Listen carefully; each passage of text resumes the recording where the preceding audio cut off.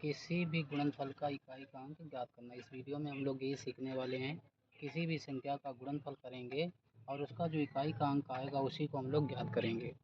जैसे कि एक सवाल छोटा सा करके दिखाते हैं, 12 गुणे 12। तो यहाँ पे 12 का वर्ग जो हम 12 गुना कराते हैं तो 144 आता है। ऐसे संख्याओं में मुझे क्या करना होता है, जो इकाई का अंक होता है उससे मतलब होता है सिर्फ। दहाई और सैकड़ा और हज़ार वाले अंक से कोई मतलब नहीं होता।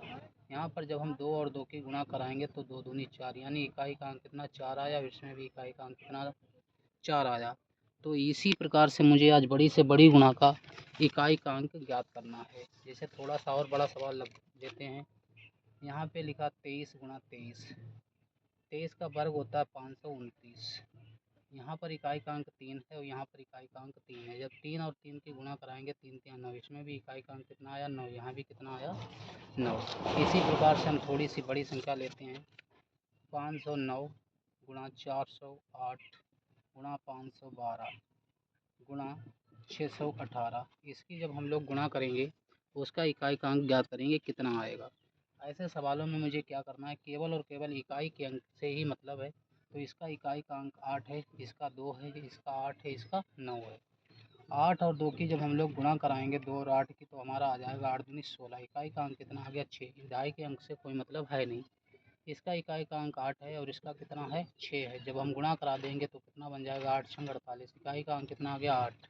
इसका 8 आया, इसका 9। जब हम 8 और 9 की गुणा कराएंगे 8 ने 72, यानी इसकी जब हम लोग गुणा कराएंगे तो इकाई का अंक जो आ जाएगा वो कितना आ जाएगा 2 निकल के आएगा। इसी प्रकार से और थोड़ी सी बड़ी सी गुणा लेते हैं। 631 गुणा 872 गुणा 630 गुणा 512। एक चीज़ आपको ध्यान रखना पड़ेगा, जब हम किन्हीं भी संख्याओं की आपस में गुणा कराएंगे और किसी भी संख्या का अंतिम अंक यदि 0 आ गया तो उस पूरे गुणनफल का इकाई का अंक जो आएगा वो 0 ही आएगा। तो यहाँ पर 0 आ गया तो इकाई का अंक इसका कितना आएगा 0 ही आने वाला है, कितना 0। इसी प्रकार से अगला सवाल है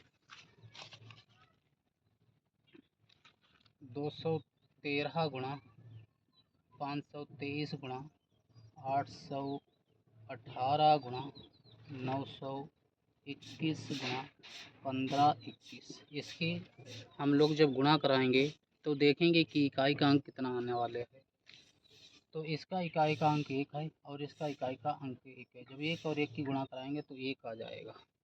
इसी प्रकार से इसका इकाई का अंक 8 है, इसका 1 है। 8 और 1 की गुणा कराएंगे तो 8 1 8, इकाई का अंक कितना 8 रहा। इसका 8 है, इसका 3 है। जब 3 और 8 की गुणा कराएंगे तो 24, यानी इकाई का अंक कितना बन जाएगा 4। इस वाले 4 और इस वाले 3 की गुणा करा देंगे, 3 गुणा 4 यानी 4 3 12, यानी इसकी जब गुणा करा देंगे तो इकाई का अंक जो आ जाएगा वो कितना आ जाएगा 2 आ जाएगा। ठीक है, कितना आएगा 2 आ जाएगा। अब 2 सवालों का आंसर आप कमेंट बॉक्स में बताएंगे। पहला सवाल आपका 708 गुणा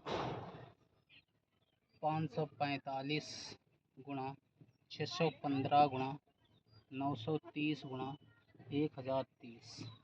इसका 1030 है ये, ठीक है। इसका इकाई का अंक बताना है, पहला सवाल। दूसरा सवाल आपको दिया हुआ 918 गुणा 518 गुणा 213 गुणा 313 गुणा 412। इसका इकाई का अंक कितना होगा, इसका आंसर आप लोग कमेंट बॉक्स में बताएंगे।